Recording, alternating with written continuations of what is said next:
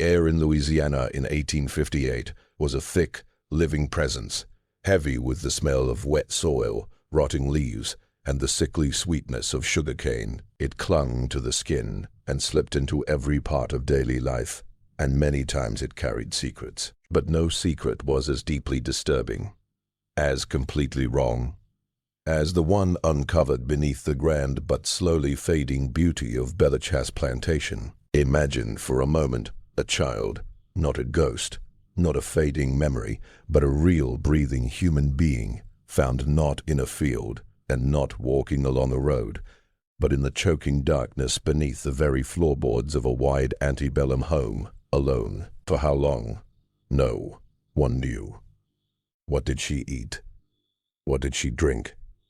How did she survive the rats, the snakes, the heavy damp heat, the crushing loneliness? The questions stacked up like Spanish moss hanging from ancient oak trees, each one heavier than the last, each one pointing toward a darker and more frightening truth.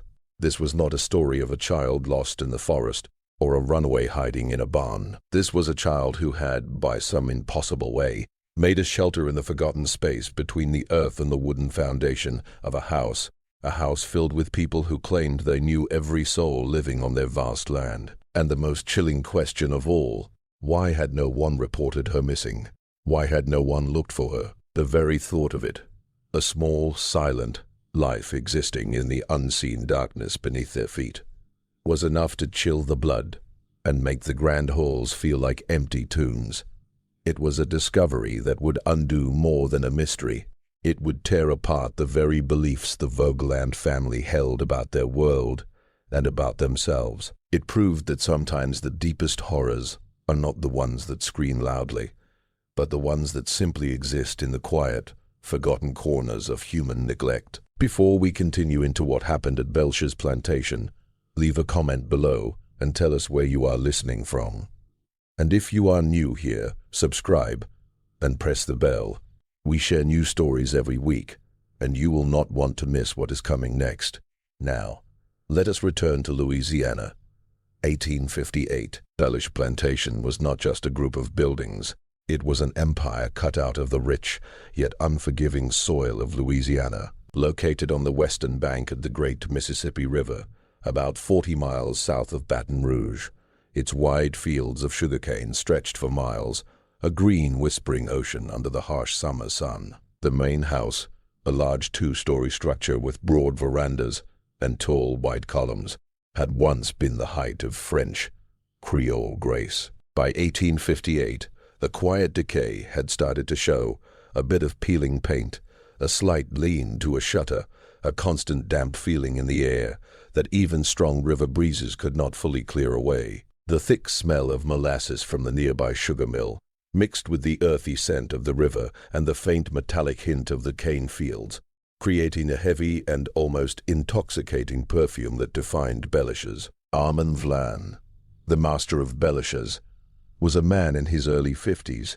his family line reaching back to the earliest French settlers of the territory. His features were sharp, his eyes a pale and calculating blue that seemed to miss nothing while revealing very little.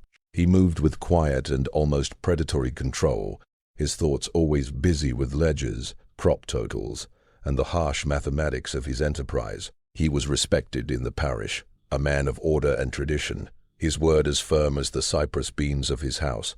Yet there was a cold distance in Armand, an emotional wall that kept even close associates at arm's length. He viewed the world in terms of assets and losses, and human lives, especially those under his control, were often placed in the latter group.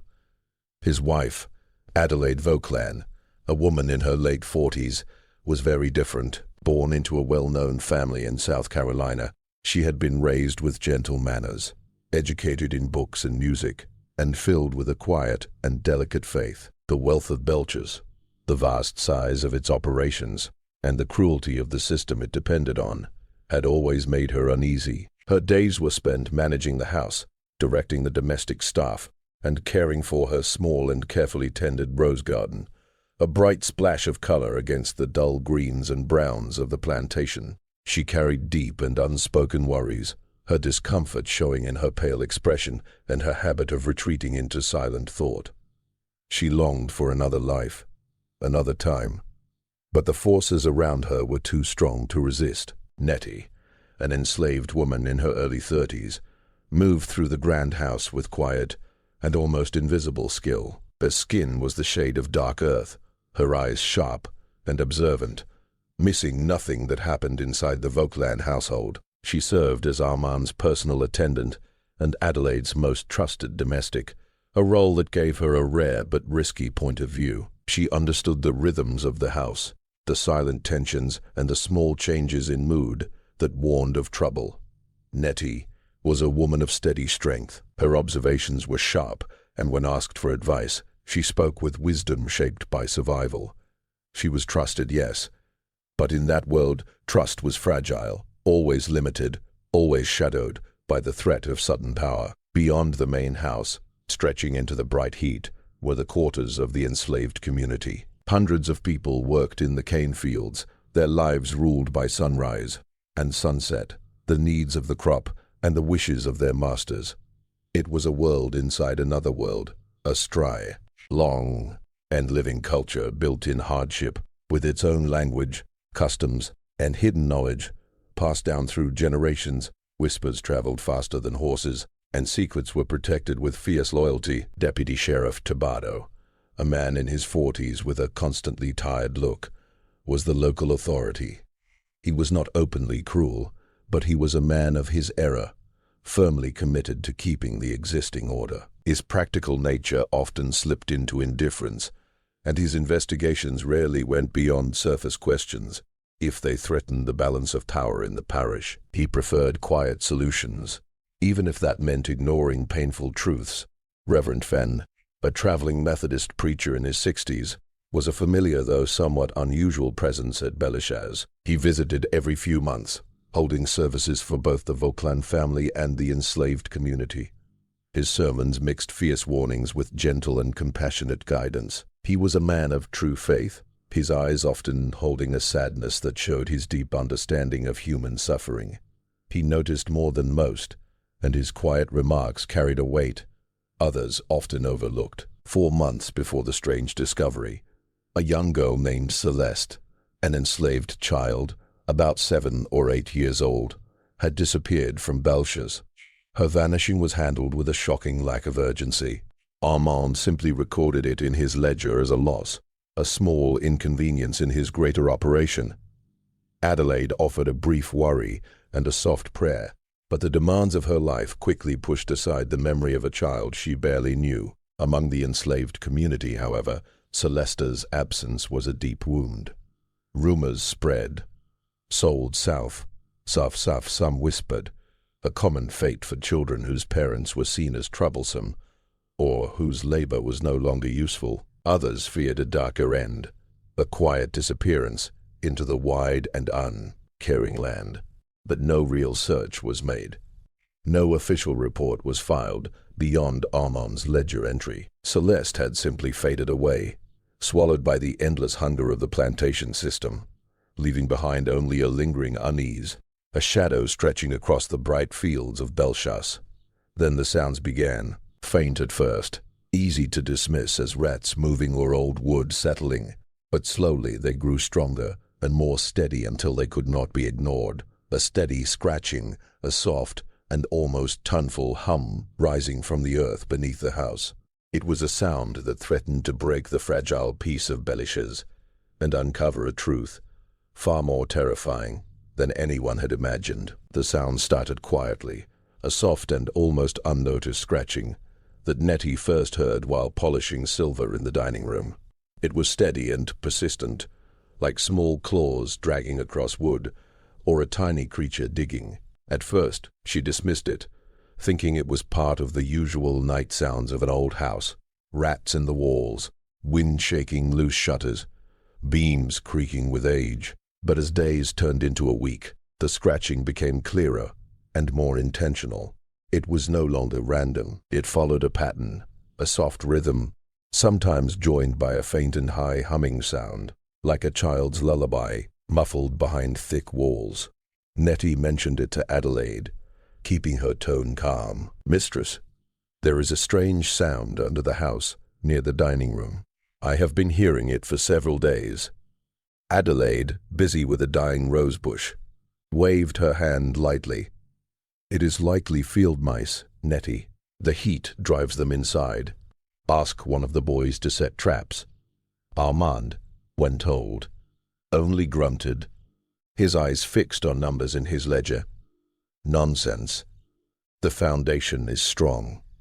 It is the wind, woman, or your imagination." He had no patience for such small matters, especially with sugar prices changing. But the spire sounds did not stop. They grew braver and louder. At night, in the heavy silence of the house, they seemed to breathe beneath the floors, waiting that they became impossible to ignore. Adelaide, who normally slept deeply through the night, now found herself awake for hours, listening hard, her heart racing at every faint scrape and every low, ghost-like hum. It was no longer just a noise. It felt like a presence, a steady and troubling vibration that seemed to rise from the very heart of the ground under her house. She imagined dark, crawling shapes, digging closer and closer. The thought made her skin prickle. After nearly 10 days of this constant torment, Adelaide finally faced Armand with a rare and open desperation. "Armand, I cannot rest. There is something beneath the house. It is not mice. It is different." Her voice was thin, tight with exhaustion and fear. Armand, irritated by her insistence, let out a long, dramatic sigh. "Very well, Adelaide. I will inspect this so-called phantom myself, but I warn you, if it is only a family of possums, I will expect an apology for the sleep I have lost." That night, thick with humidity and without a moon, the air heavy and unmoving, Armand, lantern in hand, climbed down into the crawl space beneath Belchas. The entrance was a small wooden hatch at the rear of the house, usually weighed down by a large stone. When he pushed it aside, a wave of cool, damp air rose up, carrying the smell of dark soil and rotting leaves. He lowered himself into the tight opening, the lantern throwing long, twisting shadows across the old cypress piers that held up the house. The space below was a maze of darkness and moisture. The ground was packed dirt, mixed with mud, slippery in spots, and the air smelled of mildew and something faintly animal, though not entirely foul. Thick spider webs brushed his face, and now and then the quick scurry of unseen sea. Reaches broke the heavy silence. Armand, a man who valued order and control, felt an unfamiliar shiver of unease. This was the wild underside of his carefully arranged world. He moved slowly, cautiously, his boots pressing into the soft earth.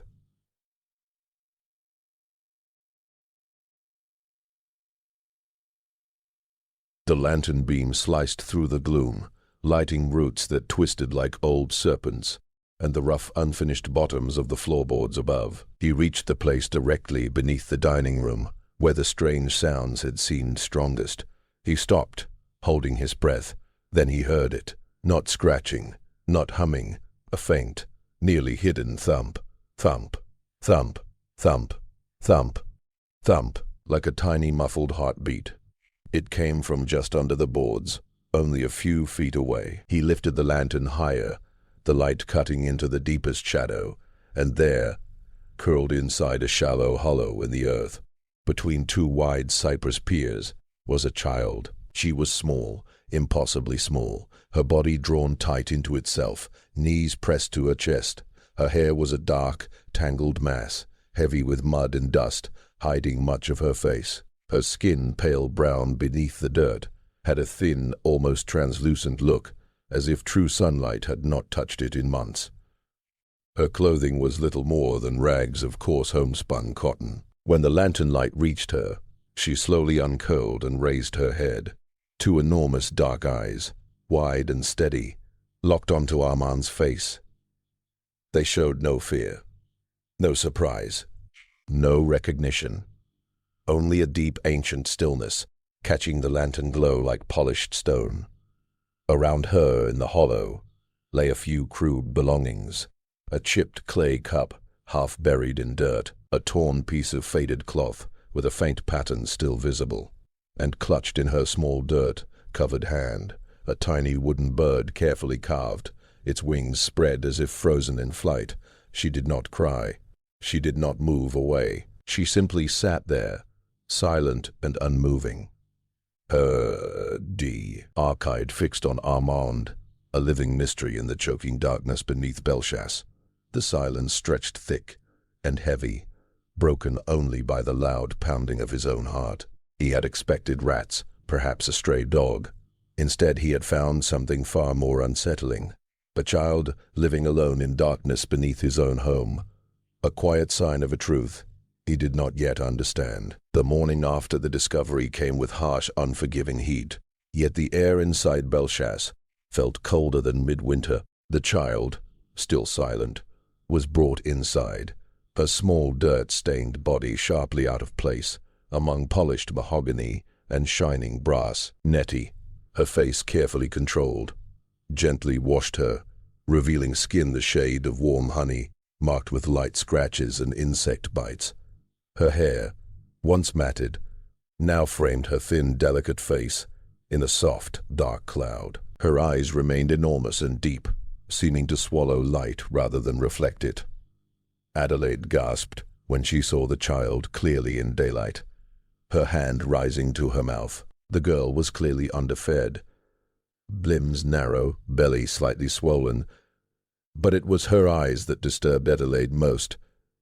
They held both ancient knowledge and the blank innocence of someone untouched by ordinary life. Armand kept his composure, jaw tight. He had already sent for Dr. Tudrefic for Dr. Prout, the local physician known for his practical view of all troubles. The doctor arrived within the hour, a heavy man in his 50s with a doubtful expression and a medical bag smelling of antiseptic and stale tobacco. He examined the child with cool detachment, fingers pressing gently along her thin frame, stethoscope resting against her small chest. He noted her quick, shallow breaths, the slight shaking of her hands, the dull response of her reflexes. Malnutrition, certainly, he declared gruffly, and likely severe lack of normal stimulation. She has been in darkness, I would, tooled guess, perhaps for many months. He did not guess how she came to be there. That was not his duty. He recommended small, frequent meals, rich broth, and clean water, quiet and gentle company as well, though he seemed doubtful. She is like a wild creature, Mrs. Verkleen, he said, wiping his hands. She will have to be guided slowly back into the world. The child did not speak. She ate when food was set before her, consuming it with calm focus, her eyes never leaving the person near her. She watched everything, tracking every movement and every shift of feeling. She made no sound at all, not a whimper, not a sigh. She simply existed, a silent witness in a world suddenly filled with light and noise. Adelaide, after her first shock, felt herself drawn toward the girl. She sat beside her for hours, reading softly from beloved novels. The child listened, eyes fixed on Adelaide's face, though whether she understood could not be known. Adelaide brushed her hair and patiently worked through tangles. The girl allowed it, her body quiet and yielding. There was a deep loneliness in that silence that echoed Adelaide's own hidden isolation. Deputy Sheriff Thibodeau arrived later that afternoon, his expression serious. Armand had sent for him, hoping matters could be handled quietly. Thibodeau questioned Armand and then Adelaide, asking the same simple questions in different ways. Who is she? Where did she come from? How long was she under the house? Armand gave uncertain answers, claiming ignorance, suggesting she must have wandered onto the land. Thibodeau, who understood the ways of the parish, found this hard to accept. A child living unseen for months beneath a home strained belief. He then knelt before the girl, voice gentle. "Little one, can you tell me your name? Where are your mother and father?" She only stared, eyes wide and silent. Thibodeau sighed, rubbing his weary face. This would not be simple. If this story is already unsettling you, that is natural. It means the truth is pressing close. Take a moment to press that like button. It truly helps us continue sharing stories like this. Leave a comment as well. What do you believe was truly happening at Belchas? We want to know your thoughts. Now back to the year 1858. It was Nettie, while folding the child's few worn rags, who made the important discovery. Hidden inside a torn seam was a small triangular scrap of bright blue cotton printed with tiny white flowers. Nettie recognized it at once. Her breath caught sharply. She had seen that cloth before. It had been part of a dress belonging to Celeste, the same Celeste who had disappeared 4 months earlier, said to have been sold south. Nettie's hands trembled as she held the scrap, her thoughts racing. If this child carried cloth from Celeste's dress, what did that mean? Was this Celeste? No. The girl was too young. Celeste had been older, perhaps 8. This child seemed no more than 5 or 6. Yet the fabric was clear proof. It was a fragile but undeniable thread, connecting the silent girl under the floor to the missing child, Celeste, and to a truth that Belchas had tried desperately to hide. Reverend Fenn arrived at Belchas for his quarterly visit a week after the child was found, his worn leather Bible held close, his eyes already carrying that familiar look of sorrow. He was a man who viewed the world through quiet suffering, and the sight that awaited him within those polished walls would test even his steady faith. The atmosphere at Belchas, usually marked by strained politeness, now vibrated with a tension that could almost be felt in the air. He greeted Alma and Adelaide, asking about their health, but their short and careful replies avoided anything real. It was Nettie, her face calm and controlled, who guided him to the parlor way. Here the child sat, quiet and alert, in a large armchair. The moment Reverend Fenn's eyes rested on the child, a flash of deep recognition, followed by heavy sorrow, passed across his face. He slowly knelt before her, his twisted hand reaching out, then stopping midair. "Little one," he whispered, his voice thick with feeling. "You have Celeste's eyes." He lifted his gaze to Adelaide, his look sharp and searching. "This child reminds me so much of Celeste. The way she carries herself."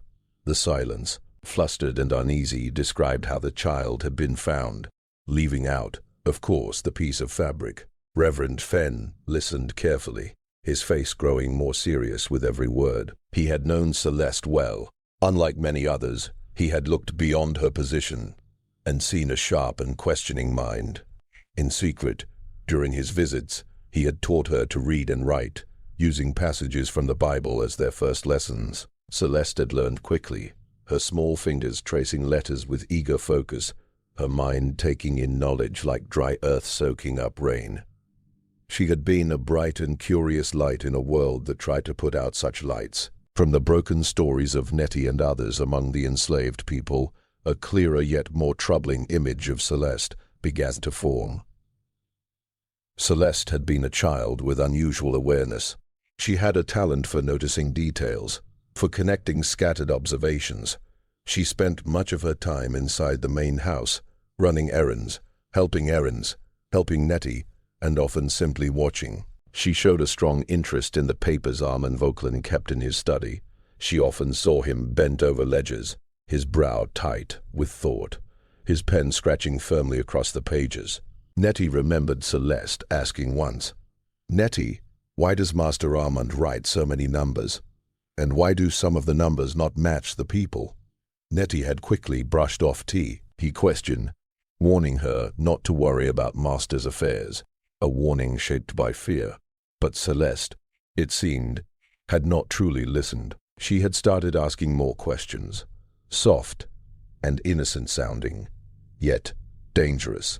In a place like Belchas, she had spotted differences, small mismatches in the records she glimpsed, especially about the movement of enslaved people and the matching money entries. She had noticed a certain ledger bound in dark leather that Armand kept locked inside his desk, a ledger she once saw him review with a man from New Orleans, their voices low and tense. The night Celeste vanished, 3 other events happened at the same time, things that had seemed separate then but now, in the shadow of the silent child, felt connected in a frightening way. First, a small but precious silver locket belonging to Adelaide disappeared from her dressing table. Adelaide had been upset and accused one of the house servants, though no one admitted guilt, and the locket was never recovered. Second, a violent storm tore through the parish, bringing heavy rain and strong winds, cutting power and knocking down old trees near the river. The confusion of the storm offered perfect cover for secret actions. Third, a new overseer arrived at Bellis, a man called Silas Croft, known for harsh discipline and complete loyalty to Armour.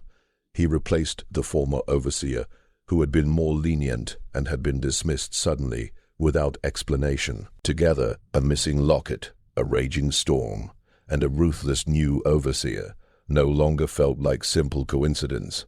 They seemed more like a planned series of events meant to hide a darker truth. Celeste, it appeared, had discovered something she was never meant to see.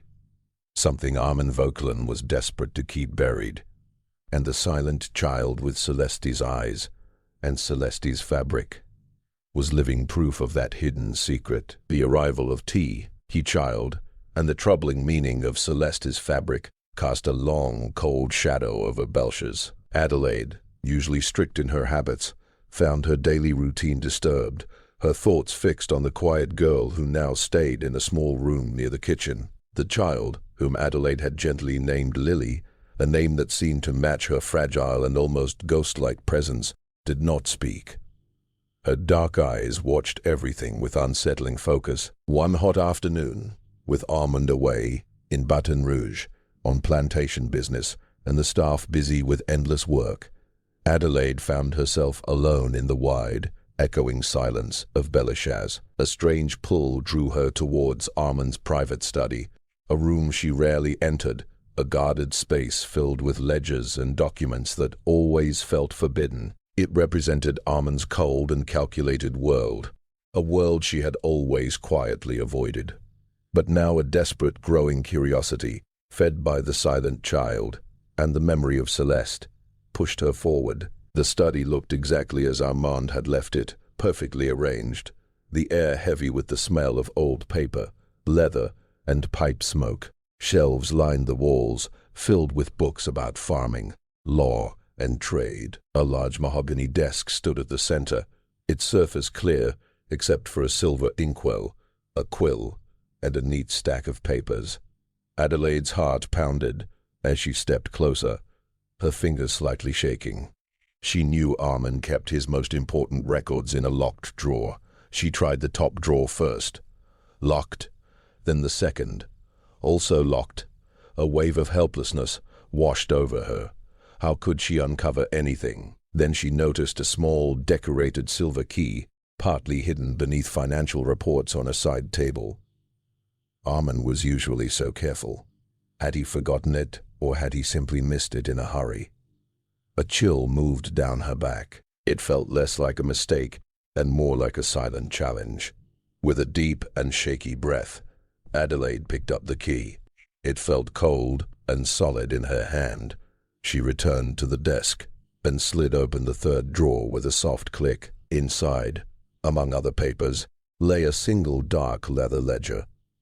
It was thicker, older, and more worn than the others she had seen Armand use. This was the ledger Celeste had glimpsed, the one with numbers that did not match. Adelaide pulled it out, her palms damp. The leather felt smooth and cool. She opened it, and the faint dusty smell of old paper rose up. The pages were filled with Armand's neat handwriting, columns of numbers, dates, and names. But these were not just crops or supplies. These were names of people, and beside many of them were dates of purchase and disposal.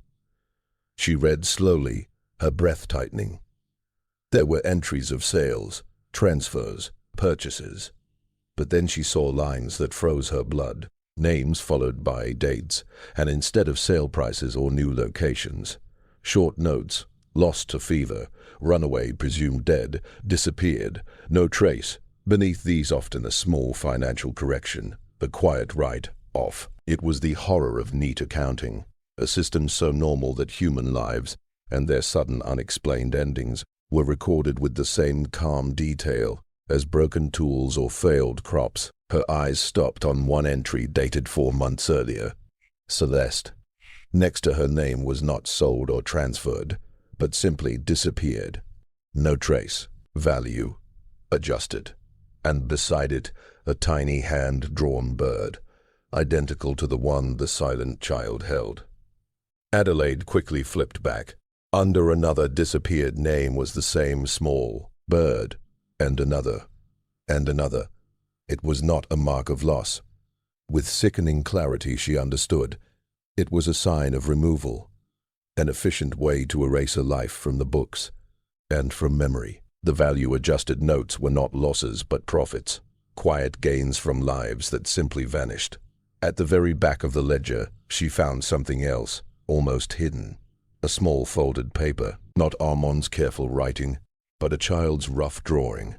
It showed a small stick figure standing alone beneath a large towering house. In the corner of the page was the same tiny carved bird that Lily now clutched in her hand.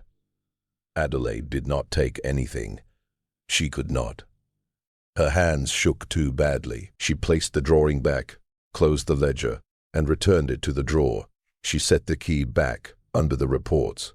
Her actions, careful and exact. She closed the study door, the soft click sounding loud in the quiet house. That evening she sat at the long dining table, the room glowing in candlelight. Armand returned from Baton Rouge and spoke about sugar markets and new equipment. Adelaide listened silently, her thoughts far away. She passed him the butter, their fingers brushing, and she felt a deep, cold revulsion. She looked into his calm and calculating eyes, watched his precise movements, and she understood. She knew what he truly was, and she knew she would never see him the same again. The horror was not in loud cries, but in silence, in the ledger, in the quiet and efficient erasing of lives, and in the small carved bird that linked the lost Celeste to the silent child beneath the floor. Just when it seemed the truth about Belcher's plantation had been uncovered, the darkness only grew deeper. And it was not the end kind that does not scream. It is the kind that whispers. If this story is sending chills down your spine, share it with a friend who enjoys dark mysteries, and press that like button, so we know you are here with us. We still have much more to uncover. The quiet child, Lily, remained a mystery to everyone, except Adelaide. Days slowly turned into weeks, and still not a single word passed her lips. Dr. Prout's gentle encouragement, Nettie's careful attention, Reverend Fenn's soft hymns, nothing could draw out a spoken sound. Yet her eyes, those large dark pools of deep stillness, missed nothing at all. Adelaide, during a quiet moment of sudden inspiration, handed Lily a piece of charcoal and a sheet of paper. The child accepted them, her small fingers gripping the charcoal almost desperately. Then she began to draw. She drew with the intensity and focus of someone trying to speak every thought she could not say aloud, her small hand moving with surprising confidence. Over 2 weeks, she created 8 drawings, each one revealing something, each one answering one question while raising 3 more. They were simple and childlike, made with basic lines and rough shapes, yet their meaning was crushing. The first drawing showed a large towering house, its white columns stark, its windows dark and hollow. Beneath the house was a small curled shape, almost lost in shadow. It was Belcher seen from below, from the view of the crawl space. The second drawing showed a tall, thin woman with long, flowing hair. Her face had no clear features, but her hands stretched outward as if begging or reaching. Beside her stood a smaller figure, a child with the same dark, tangled curls as Lily. Adelaide realized with a shock that this must be Celeste, and perhaps her mother or a woman who once cared for her. The third drawing was less clear, filled with dark, swirling lines like a storm. Inside the storm were faint shapes of falling trees and a small, frightened face looking out from behind a thick root. It was the night Celeste vanished, the terrible storm scene, through the eyes of a child hiding under the house. The fourth drawing was simple but terrifying. It showed a tall, imposing man with a blank oval for a face. In his hand, he held a small, dark object. Next to him stood another smaller figure with a cruel, twisted sneer. This was Silas Croft, the new overseer, and the faceless man could only be Armand. The object in Armand's hand was unclear, but its meaning was obvious. The fifth drawing displayed a string of rough numbers, clumsily written but clearly figures. Beneath them was a small hand-drawn bird, identical to the one Lily held, and the one Adelaide had noticed in Armand's ledger. It was Celeste's way of showing the numbers she had seen, the differences she had noticed, the financial changes that marked a life erased. The sixth drawing was perhaps the most disturbing. It showed a small, open box, and inside it was not treasure, but a dark, shapeless form.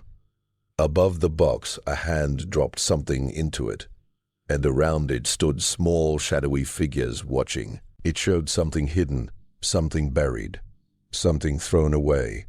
With seventh drawing, showed a small silver locket with a special engraving. It was Adelaide's locket, the one that vanished the night Celeste disappeared.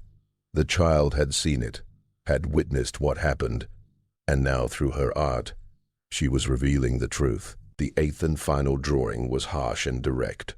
A small figure curled into a ball beneath the floorboards of a house, but this time above the house was a single huge eye wide open, watching everything. It was the child's self-portrait, proof of her presence, her silent watch, a deep and frightening witness. Adelaide, her heart heavy with pain, spread the drawings across the parlor table. She knew with cold certainty that these were not random childish sketches. They were evidence, a silent confession, a terrifying story told in charcoal and paper. Armand returned from Baton Rouge that evening, his mood dark from a tense business deal. He walked into the parlor expecting to see Adelaide in her usual quiet routine.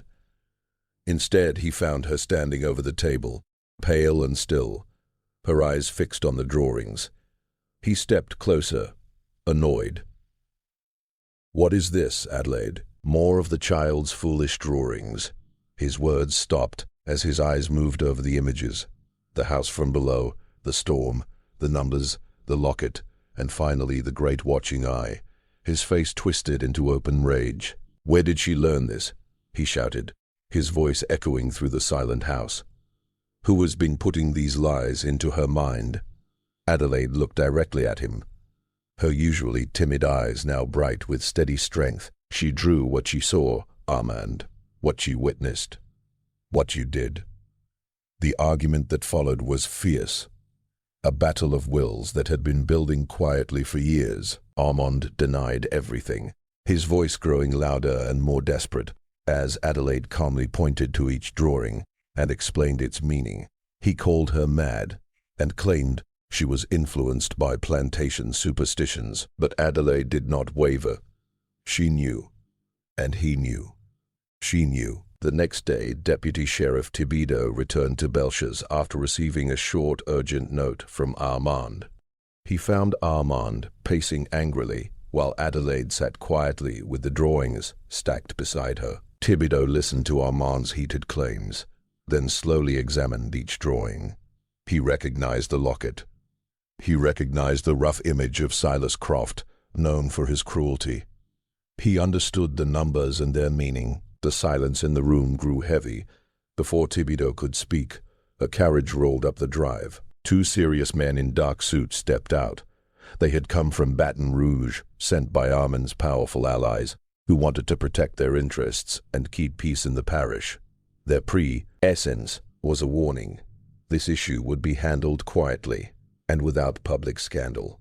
But Reverend Fenn, who had been quietly watching everything, had already taken action. While attention was focused on arguments, he carefully copied each of Lily's drawings onto papers he hid inside the lining of his worn traveling coat. He believed these drawings were truth that must survive, even if the world was not yet ready to hear it. The arrival of the men from Baton Rouge marked the beginning of a deep silence over Belcher's. They were not ordinary law officers, but men of influence meant to prevent scandal. Deputy Thibodeau, understanding how power worked, was persuaded to close the case. The official report claimed Lily was a runaway child with memory loss, and that Celeste had been sold further south. The drawings were dismissed as confused creations of a troubled child. The truth was darker. Lily was quietly taken away from Belcher's. No record clearly stated where she went. Some whispered she was sent to an orphanage in New Orleans.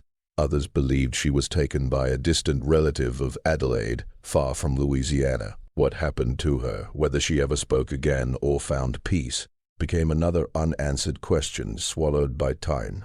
Adelaide Vauquelin made a choice that cost her almost everything but saved her soul. The discovery of the ledger and the drawings shattered her life.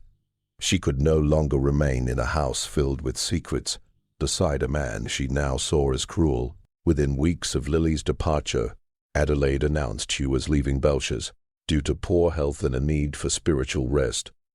She moved to a small, quiet cottage in Charleston, South Carolina, her childhood home. She took only a few belongings and a sorrow that would never leave her. She never spoke of Belcher's again, yet through her charity work with orphaned children she carried the silent truth within her. She saved her spirit, but she lost her marriage, her home, and her peace. Armand Vauquelin remained at Belcher's, untouched in public view. His powerful friends ensured no charges were filed and no accusations spoken. But inside him something slowly broke. The sharp control that once defined him began to fade. He became withdrawn and restless. His perfect ledgers began to show mistakes, numbers that would not balance. The memory of Celeste, the silence of Adelaide, and Lily's wide, watching eyes followed him everywhere. He was never officially accused, never named in record, yet the silence itself became his punishment. Belcher's, once his proud kingdom, turned into his prison. He died 10 years later, alone and bitter. His fortune slowly faded, divided and spent, and the grand house that once stood tall eventually fell into decay, its white columns stained by time, its windows empty and dark, as if still remembering the child who watched and never spoke. Diminished, his reputation stained by whispers that never truly disappeared. Nettie, a woman of quiet strength, carried her own hidden truths. In 1863, during the chaos of the Civil War, she took her chance and left Belcher's, traveling toward New Orleans. She found work as a seamstress, her sharp mind and careful nature helping her survive in the busy city. She never spoke about the secrets of Belcher's, but the memory of Celeste and the silent child stayed carved in her heart, a soft sorrow she carried with her until her final breath. Reverend Fenn, however, would not allow the truth to be completely buried. He continued his traveling ministry, his sermons becoming more passionate, more centered on justice and the God-given worth of every human soul. He kept the copied drawings hidden and safe, stitched into the lining of his coat as a quiet vow. In 1871, an old man with a failing body, he lay dying in a small parsonage in rural Mississippi. He called for a young man named Devo, a bright and sincere student at a Methodist seminary who had often helped him. To Devo, Fenn gave a small wooden box, worn smooth by years of handling. Inside, carefully wrapped in linen cloth, were the copied drawings of Lily and 3 pages of Fenn's own careful handwritten testimony describing the events at Belcher's, the ledger, the vanishings, and the frightening meaning behind them. "These are not only drawings, son," Fenn whispered, his voice rough and thin. "They are a voice, a truth that must one day be heard." Devo, a man of strong character and deep faith, understood the heavy responsibility placed on him. He kept the box, protecting what was inside with fierce loyalty. He studied the drawings, read Fenn's testimony, and understood the deep human horror they revealed. He knew the moment was not right, that the wounds of the war were still open, and the hunger to forget was too powerful.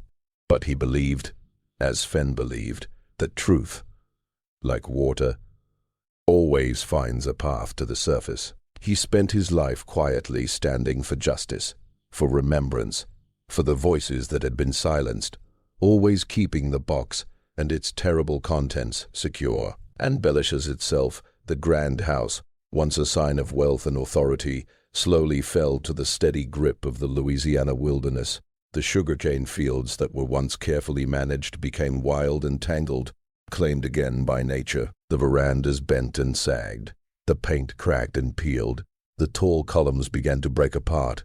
The air grew thick with the smell of rot, not only of wood and fallen leaves, but of lost hopes and hidden truths. Beneath it all, the crawl space, dark and wet, was never entered again. No one dared step into its shadows, for it was understood in the quiet, unspoken language of the land that it held not only soil, but the echoes of a silent child and the deeply frightening truth of what lived and died beneath the floorboards of Belish's. This mystery reminds us that the most terrifying things in history were never creatures hiding under beds. They were men sitting at the dinner table, and the silence of those who knew the truth. What do you believe truly happened at Belish's? Share your thoughts in the comments below. I read every single one. If this story touched your heart, please subscribe, press the notification bell, and share it with someone who needs to hear it.